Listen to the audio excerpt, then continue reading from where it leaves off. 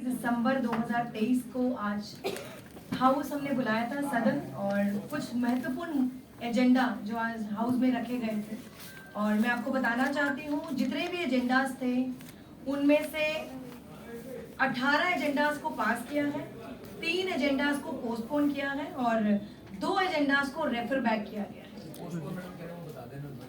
जी,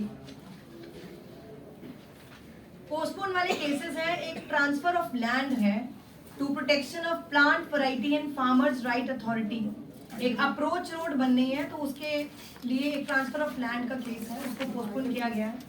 item number 8 postpone cases में।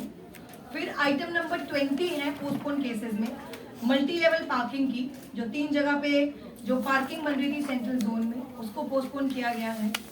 साथ ही एक पुराना एजेंडा है हमारा, अभी पोस्टपोन किया गया है रिगार्डिंग पेमेंट, जो टोल टैक्स की पेमेंट के कंसर्न में है, उसको पोस्टपोन किया गया है। यूबी नंबर 8 पोस्टपोन केसेस, उसको पोस्टपोन किया गया है। 2 केसेस को हमने रेफर बैक किया है, यूबी नंबर 14 और यूबी नंबर 15।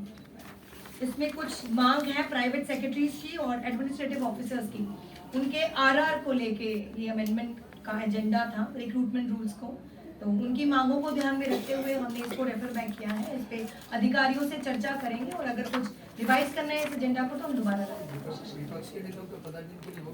जी। आज मैं आपको बताना चाहती हूँ हर बार की तरह आज भी भारतीय जनता पार्टी के पार्षद, मैं पार्षद से पहले नेता विपक्ष की बात करूंगी, जो राजा इकबाल सिंह जी पिछले 2-3 सदन से हर बार सदन शुरू होने से पहले ही हंगामा करते हैं और प्रवोक करते हैं अपने पार्षदों को कि उठकर हंगामा करें। कभी प्राइवेट माइक लेकर आते हैं, टेबल पर खड़े हो जाते हैं, साथ ही होर्डिंग और पोस्टर्स उठाकर खूब हंगामा करते हैं। वो चाहते ही नहीं है कि हम दिल्ली की जनता के मुद्दों पर चर्चा करें, कर्मचारियों के मुद्दों पर चर्चा करें, व्यापारियों के मुद्दों पर चर्चा करें, और साथ ही ऐसे मुद्दे उठाते हैं जिनका कोई लेना देना नहीं है नगर निगम के। इस बार भी बहुत वार्निंग देने के बाद मैं बार-बार मुझे बोलना पड़ा कि उन मुद्दों की बात करें जो नगर निगम के इश्यूज हैं। हर बार हंगामा करते हैं। मुझे लगता है नेता विपक्ष हैं, इतनी बड़ी जिम्मेदारी है, पुराने सीनियर सदस्य हैं नगर निगम के, अगर वो ही मर्यादा और गरिमा का पालन नहीं करेंगे तो बाकी सदस्य कैसे करेंगे।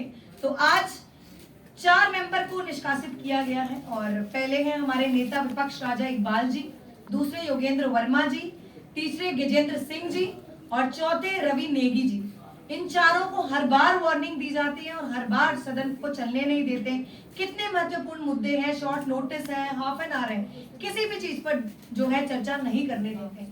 मुझे लगता है भारतीय जनता पार्टी कहीं ना कहीं हर बार तैयारी से आती है कि सदन को चलने ना दिया जाए, और किसका नुकसान हो रहा है इसमें? दिल्ली की जनता का नुकसान हो रहा है, क्योंकि चर्चा से हम जिन मुद्दों पर चर्चा करेंगे हर सदस्य अपना इनपुट देगा। हम पॉलिसी मेकिंग की बात करते हैं, हम एजेंडास पर डिस्कशन करना चाहते हैं, हम ऐसे मुद्दों पर डिस्कशन करना चाहते हैं, क्योंकि हम सबको मालूम है स्टैंडिंग कमेटी नहीं है, कोई भी कमेटी नहीं है, तो एक हाउस ही सुप्रीम है, और हाउस ही एक ऐसी जगह अब है कमेटियों के बिना जहां पर हम उन मुद्दों पर एक हेल्थी डिस्कशन कर सकते हैं। बेशक वो आम आदमी पार्टी के पार्षद हो, बीजेपी के हो, कांग्रेस के हो, विपक्ष के हो, पक्ष के हो, हेल्थी डिस्कशन के बाद ही हम उन पॉलिसीज पर चर्चा करना चाहते हैं। पर आज भी खूब हंगामा करा। हर बार इतने महीनों से, पिछले 8 महीनों से, क्या हम जनवरी से लेकर दिसंबर हो गया, पूरा साल निकल गया, एक दिन भी हाउस शांतिपूर्वक नहीं चलने दिया।